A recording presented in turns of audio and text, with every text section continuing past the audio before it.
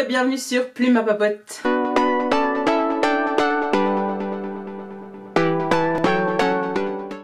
Comme vous l'avez vu dans le titre, on se retrouve pour une vidéo qui, je pense, va vous plaire. Et oui, je vais vous parler de mes pires déceptions littéraires de ces dernières années. Alors, c'est pas que je veux casser du sucre sur certaines œuvres, mais je sais que cette vidéo va vous plaire et que vous allez la regarder, que vous allez cliquer dessus parce que vous êtes des petits voyeurs. Hein. Je sais que la dernière vidéo qui a le mieux marché, c'était celle où je vous parlais de mes sagas abandonnées, donc je vois pas pourquoi celle-ci vous plairait pas. Et parce que voilà, il y a des livres qui parfois ne le font pas tout simplement en tant que lecteur, et c'est intéressant de savoir pourquoi, pour mieux se connaître, je trouve. Sans plus tarder, nous allons commencer avec un livre que j'ai lu, enfin c'est le plus récent que j'ai lu je pense. Je l'ai lu cet été et ça s'appelle Le poids des sentiments de N.R. Walker. Je vais vous mettre la couverture ici pendant que je parle d'ailleurs.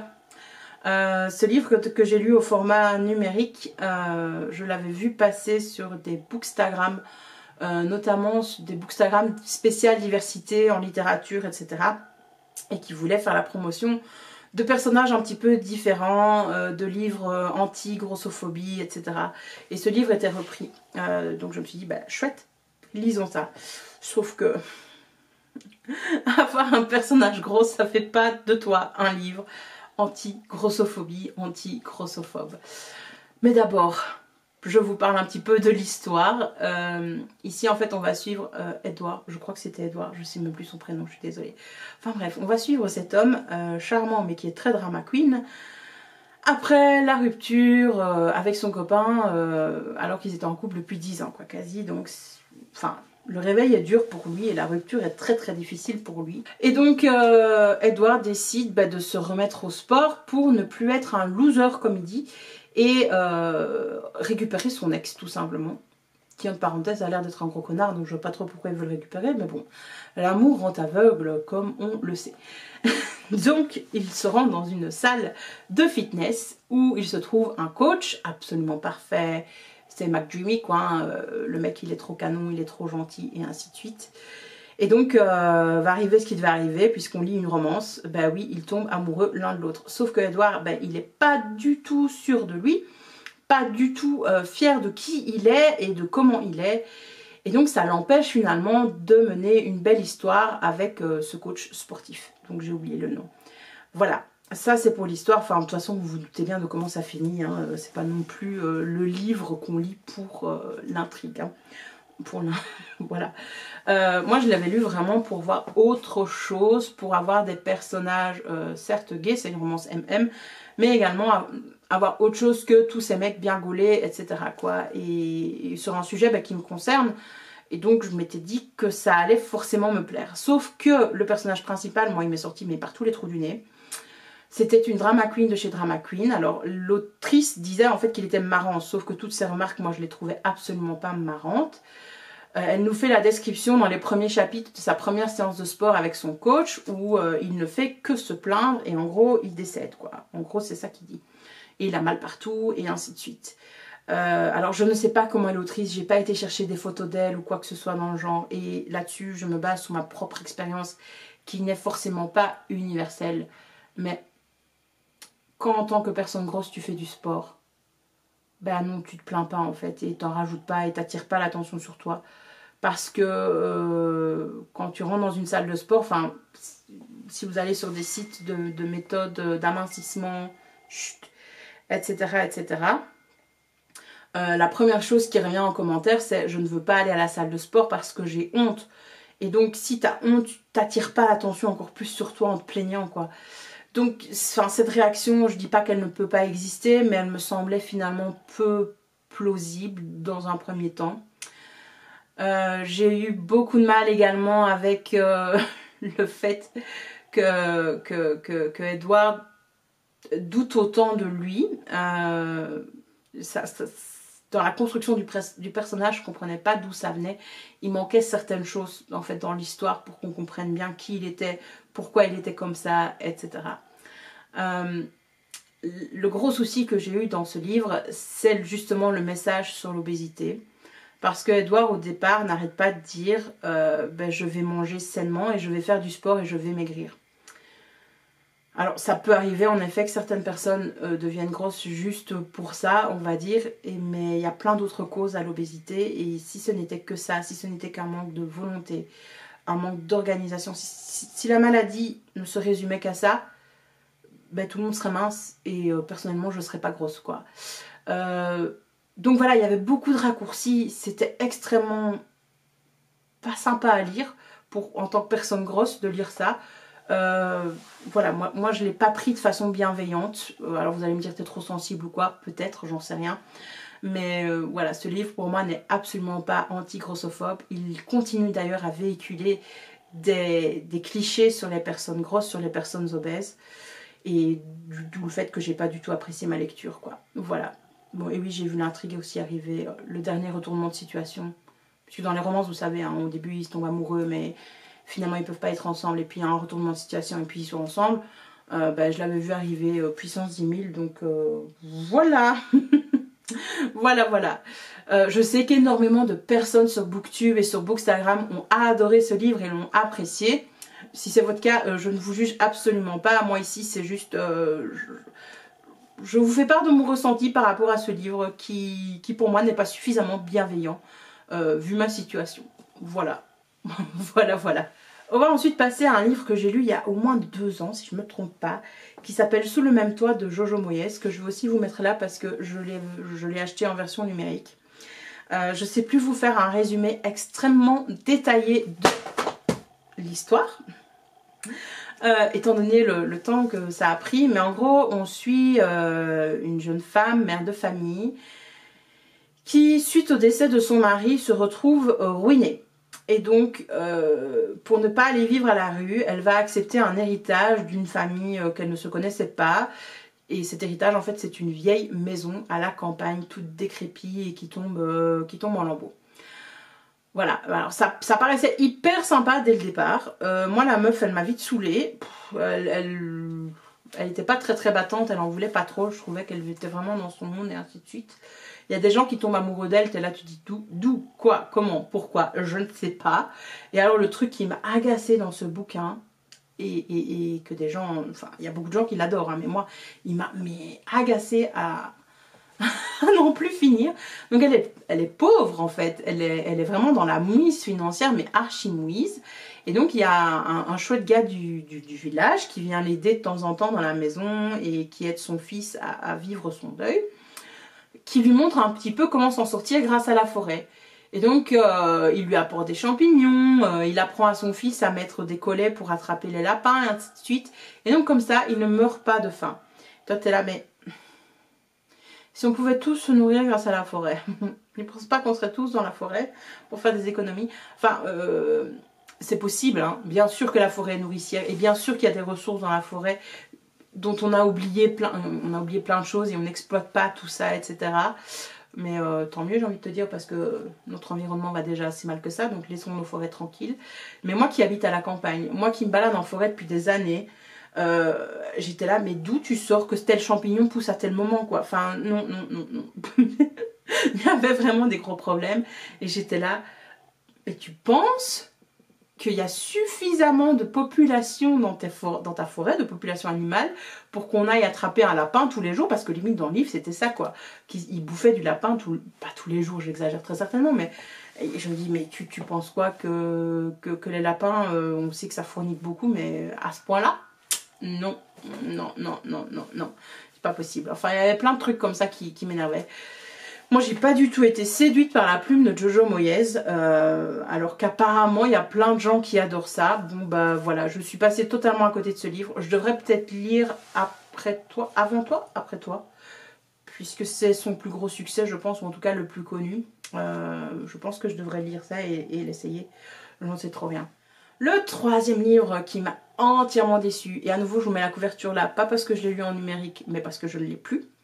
C'est Call Me By Your Name de je ne sais plus qui. Oui, c'est le livre qui a été adapté en film, film que je n'ai pas vu, avec Timothée Chalamet. J'ai à chaque fois envie de dire Chamalet, mais non, c'est Chalamet.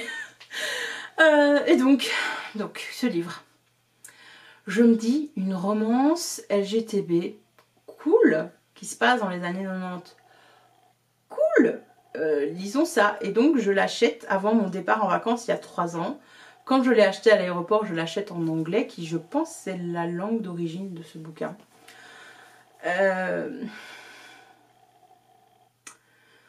Quelle prose. Voilà, j'ai eu cette impression que l'auteur voulait faire de la poésie sans oser totalement et voulait se donner finalement des grands airs via sa plume, alors qu'il n'y avait pas de quoi. Voilà, je suis restée totalement hermétique à cette plume, mais d'une force totale, quoi. Et les personnages n'ont pas réussi à sauver le truc et l'histoire d'amour non plus. Bon, déjà, le personnage principal, Elio, si je rencontrais Elio en vrai, c'est le mec le plus chiant du monde, quoi. Je sais pas comment lire. Le gars, il a 17 ans, il adore lire de la philosophie, il adore lire des auteurs latins, grecs, etc., romains, mais bref, dans la langue d'origine, et parler philosophie. Qui fait ça à 17 ans? Non, enfin, j'ai pas compris. J'ai vraiment pas compris du tout. Enfin, ce mec m'a semblé totalement, mais chiant. Alors, je devrais peut-être regarder le film pour changer d'avis, mais j'ai bien peur que non. Et puis alors, il y a ces histoires d'amour avec la fille, blablabla, etc. Et j'ai pas apprécié en fait que ça se passe comme ça, qu'il y ait finalement des victimes de la relation amoureuse, même si ça avait l'air de victimes consentantes, hein, si cette fille s'en doutait ou n'était pas non plus apparemment selon ce que j'ai lu totalement amoureuse d'Elio, mais ouais non, il y a eu beaucoup de mal, beaucoup de mal. Puis alors ce que je comprenais pas, enfin moi je m'attendais vraiment à une romance avec une découverte du monde LGBT, etc. Enfin, et de ses sentiments et du fait d'être gay et tout. Plus je lisais le livre, à chaque fois j'étais là, je me disais, c'est pas une histoire d'amour, hein, c'est une histoire de cul. C'est tout. Enfin, à partir de ce moment-là, tu le vends comme ça. C'est une histoire de cul entre deux hommes. Point barre. Et au moins, là, ce sera pas mensonger. Moi, je m'attendais à l'histoire d'amour du siècle. C'est pas l'histoire d'amour du siècle, c'est une aventure entre deux hommes un été. Voilà, c'est une histoire de cul, c'est une histoire de désir. Je trouve qu'Elio ne découvre absolument pas son homosexualité. C'est hyper jugeant, mais je me permets parce que c'est une histoire, c'est un livre, désolé. Mais en fait, il découvre le désir, il découvre tout simplement ça, il découvre la sexualité, quoi. Il couche avec une fille, il couche avec... Enfin, ça met du temps avant d'arriver, mais voilà, enfin, il découvre l'excitation, le désir sexuel, pur et dur. Voilà, j'ai rien d'autre à dire et j'étais là. Pourquoi est-ce qu'on fait tout un foin de ça, quoi? D'un adolescent qui découvre, qui désire quelqu'un. J'ai pas compris, j'ai vraiment pas compris l'engouement pour ça. Et j'ai été choquée par un passage. Alors il me semble pas que je sois prude point de vue de mes lectures. Mais alors là, j'étais là, mais j'avais honte de lire ça, quoi. Je me sentais sale. Je me sentais sale à lire ce passage. C'est le passage, pour ceux qui l'ont lu, où je pense que le passage est dans le film aussi, parce que dans certaines interviews que j'ai vu passer, il faisait référence quand même à ça. C'est le passage avec la pêche. Moi, quand j'ai lu ça, j'étais... Je suis pas bien. J'ai la nausée.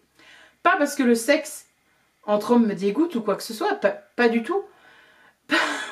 Je me permettrai jamais de juger quelqu'un qui fait ça dans la vraie vie, mais j'avais pas envie de lire ça, quoi. J'étais pas prévenue par rapport à ce livre.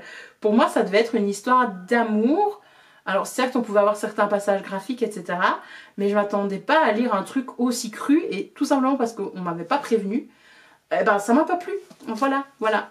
D'où le fait aussi de penser au marketing du livre et à la façon dont on le présente, etc. Enfin, tout le monde à ce moment-là, il y a 2 ans, disait « Ah, quelle magnifique histoire d'amour, c'est super, blablabla. C'était au moment de la sortie du film.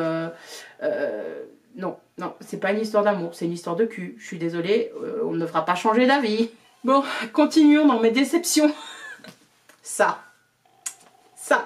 Le tome 1, le tome 2. D'ailleurs, je n'ai toujours pas fini le tome 2. Regardez, mon marque-page est toujours là. Ça fait 1 an et demi, je crois, maintenant. Ouais, 1 an et demi. Voilà, la plus grosse déception. Alors qu'en plus, je les ai achetés dans une édition avec la couverture qui fait bien peur. Je suis désolée si vous avez peur des clowns. Voilà. c'est quand même hyper glauque, hyper macabre. Mais non, non, ce livre ne passe pas avec moi, alors que j'ai été totalement happée dès le départ. Oui, au fait, je pense que je dois pas résumer ça, je pense que tout le monde connaît l'histoire. Au cas où, dites-le moi en commentaire, je vous ferai un résumé. Donc j'ai adoré les 3 premiers chapitres. Les 3 premiers chapitres, on suit donc des personnages différents, les victimes. 3 victimes différentes du clown, hein, de Penny, de Gripsou. Voilà, en français c'est Gripsou. Et ça te prend aux tripes et tu lis ça, tu dis mon Dieu, ça va être génial. Et puis après, tu attaques le tome 1, tu retrouves ces enfants adultes, sauf que tu n'as pas encore connu les enfants. Tu les as directement adultes dans leur vie, mais totalement mornes et moroses et ratées. Je suis désolée, c'est des vies pas du tout exceptionnelles pour la plupart d'entre eux. Et donc, dans le premier tome, on les suit au moment où ils s'appellent les uns les autres pour se retrouver et en finir avec Gripsou quand ils vont retourner dans leur ville natale. Sauf que quand t'es pas fan du truc, que t'as jamais lu que t'as jamais vu le film, que t'as pas trop regardé les bandes annonces, enfin, t'as regardé les bandes annonces d'un œil, tu te dis mais non, enfin, il s'est passé quelque chose ou quoi avant, etc. Et ce quelque chose qui s'est passé n'arrive que dans le tome 2. Et moi j'étais là, mais comment veux-tu que je m'attache au personnage quoi, j'en ai rien à faire, strictement rien à faire. Donc voilà, les passages en fait où il y a Gripsou, c'est glaçant et c'est super, j'adore, mais ça n'arrive pas souvent, c'est très très lent hein, comme livre, il faut quand même dire ce qui est. Donc voilà, c'est une déception totale. Voilà, je voulais avoir peur, en disant je ne regarderai jamais le film, c'est pas du tout pour moi, mais le livre ça va passer. Ben oui, les 3 premiers chapitres, voilà, j'aurais dû m'arrêter là. J'aurais dû m'arrêter aux 3 premiers chapitres. Et j'ai toujours pas fini ce bouquin. Je le finirai jamais, hein, soyons clairs là-dessus. Et enfin, la dernière déception. Ma plus grosse déception, je pense, à ce jour. Et je pense qu'elle restera inégalée. À nouveau, je m'y attendais avant de le lire. Je le savais avant de lire ce bouquin. Et je pense que ça n'étonnera personne. Harry Potter and the Cursed Child. Ouais. Que j'ai acheté en anglais juste pour la beauté du livre en anglais. Parce que... Bon, l'objet livre est beau, quoi. Hein. C'est beau. C'est beau, c'est beau. Mais... est-ce que je dois vraiment vous dire pourquoi ce livre m'a déçu ou on est tous d'accord? On est tous d'accord que ce livre, c'est une fanfiction. Et pas une bonne. Voilà. Merci. C'est emballé, pesé. Alors, je suis certaine que sur scène, ça doit bien rendre. Hein. Tu me donnes des tickets pour aller voir Harry Potter and the Cursed Child à Londres. Ben, j'y vais. J'y vais et j'apprécierai ce moment et j'apprécierai le jeu d'acteur, etc. Mais là, le lire comme ça, etc., t'es là, tu dis, mais non. Il y a tellement de moments entre Scorpius et Albus où t'es là, tu dis, mais vas-y, embrasse-le, quoi. C'est bon. On n'est pas là. Vas-y. Faites-vous plaisir, les mecs. Ça n'arrive jamais. Est-ce que c'était trop demandé que de mettre enfin 2 personnages ouvertement gays dans la saga Harry Potter? Apparemment, oui. Et qu'on ne me parle pas d'Albus et Grindelwald. Hein, ouais, il est gay, mais il n'y a absolument aucun signe dans les livres, etc. Donc voilà. Le retour de Cédric, là... Est-ce qu'on a encore nous emmerder avec Cédric Diggory? Genre, moi, c'est un des personnages que j'ai le plus détesté, je pense, dans la série. Enfin, de toute façon, j'aime pas le tome 4, donc voilà. Mais alors là, ressortir le truc avec Cédric Diggory, je suis là, c'est bon, il est mort, on le laisse, voilà. Et dernier truc qui m'a mis totalement embêtée, enfin, je me suis demandé, le gars qui a écrit ça, franchement, qui a sorti ça de son imaginaire, il a lu les Harry Potter ou pas? Parce que quand même, la caractéristique première de Harry, c'est le fait qu'il a l'amour de sa mère en lui, mais c'est surtout quelqu'un de très très aimant et fort de caractère. Et enfin, Harry fait tout pour sa famille adoptive, fait tout pour ses amis et ainsi de suite. Et donc là, bizarrement dans ce livre-là, il en arrive à pas aimer son fils. Alors je veux bien qu'il y a des couilles qui arrivent à chaque fois hein, dans la vie, que la vie n'est pas un long fleuve tranquille, mais d'où est-ce que Harry, qui a vécu sans ses parents, mal aimé dans sa famille moldue, détesterait son fils? Non, non, enfin, non, non, c'est pas du tout... c'est hors caractère quoi. Donc voilà. Enfin, je vous dis, ce truc c'est une fanfiction, ils auraient dû mettre plein d'avertissements. Harry ne sera pas in character. Voilà. J'ai pas compris. J'ai pas compris. Bon, j'ai payé ce livre, ou on me l'a offert, je sais plus, en anglais. Du coup, j'ai une belle édition. Mais on est bien d'accord que je ne relirai jamais ce truc. Donc là, en le prenant dans ma bibliothèque pour vous tourner cette vidéo, j'étais en train de me dire... Tu sais quoi, c'est bon, tu le prends en photo, tu le mets en vente sur Vinted. Je crois que c'est ce que je vais faire, franchement. Est-ce que ça vaut la peine de garder ce livre dans ma collection? Pas sûr, franchement pas sûr. Bref, j'en ai fini avec mes plus grosses déceptions. Je sais que j'ai été assez virulente par rapport à certains livres, par rapport à certains titres. Bon, ok, tous les livres, ok, j'avoue. J'ai été assez virulente. À nouveau, c'est mon avis, je ne vous juge absolument pas si vous avez aimé tel ou tel livre et si vous n'êtes pas d'accord avec moi. Ça m'intéresse de le savoir, bien entendu, n'hésitez pas à me le dire en commentaire. Je discuterai avec vous avec grand plaisir. Ici, sur mes lectures et sur ma chaîne, je vous partage à chaque fois mes ressentis. Et ça me semblait important de vous partager mes vrais ressentis et pas de me censurer, bien entendu, par peur de faire peur ou de blesser quelqu'un. Mais je comprends totalement pourquoi certains livres ont plu à plein de gens. Call Me By Your Name, je comprends pourquoi il plaît à plein de gens. C'est juste que moi, quand je l'ai lu, je m'attendais pas à ça et donc je peux pas l'aimer. Forcément. Bref, voilà, j'en ai fini avec mes alertes, mes spoilers alertes. Un grand merci d'avoir regardé la vidéo jusqu'au bout. J'espère vous voir bientôt sur la chaîne et je vous dis à très vite. Bye bye!